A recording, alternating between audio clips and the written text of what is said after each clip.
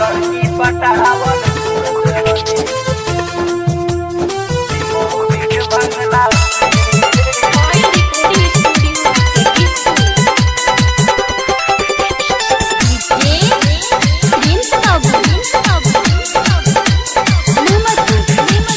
पानी हम परेशान यार पानी हम परेशान यार हई दिलवा धड़कला से पानी हम परेशान यार हई दिलवा धड़कला से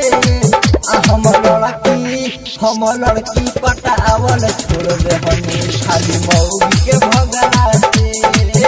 हम लड़की पटावल छोड़ दे हमें खाली मौगी के भगला से बानी हम परेशान यार हई दिलवा धड़कला से बानी हम परेशान यार हई दिलवा धड़कला से हम लड़की पटावल छोड़ दे हमें खाली मौगी के भगला से हम लड़की पटावल छोड़ दे हमें खाली मौगी के भगला से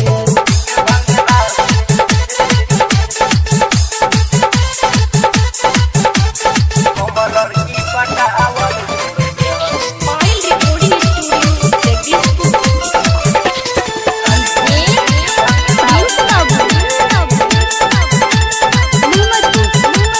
जब से छोड़ के गइल पिया नहता बाटे छूटल आ बाबूजी मरल बांस से का पार बाटे छूटल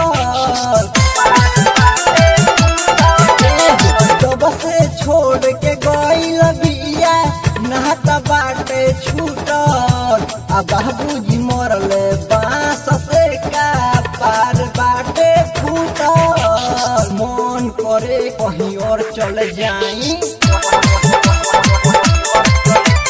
मन करे कहीं और चल जाई घरवा के ताना से हम लड़की पटावल छोड़ दे हमें खाली मौगी के भगला से हम लड़की पटावल छोड़ दे हमें खाली मौगी के भगला से हम लड़की पटावल छोड़ दे हमें खाली मौगी के भगला से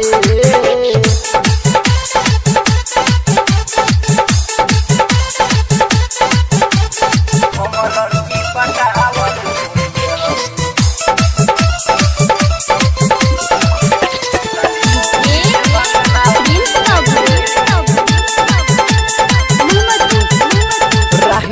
मौगी के हमारा बाटे भड़ कैलस आ मिथुन मवाली ओकरा के भागा के लेके गइलस राइटर आयुष त मौगी के हमारा बाटे भड़ कैलस आ मिथुन मवाली ओकरा के भागा के लेके गइलस श्याम सुंदर उदय है बाबू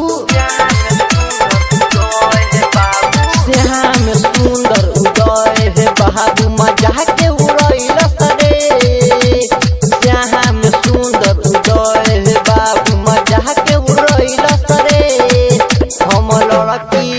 हम लड़की पटावल छोड़ दे हनी खाली मौगी के भगला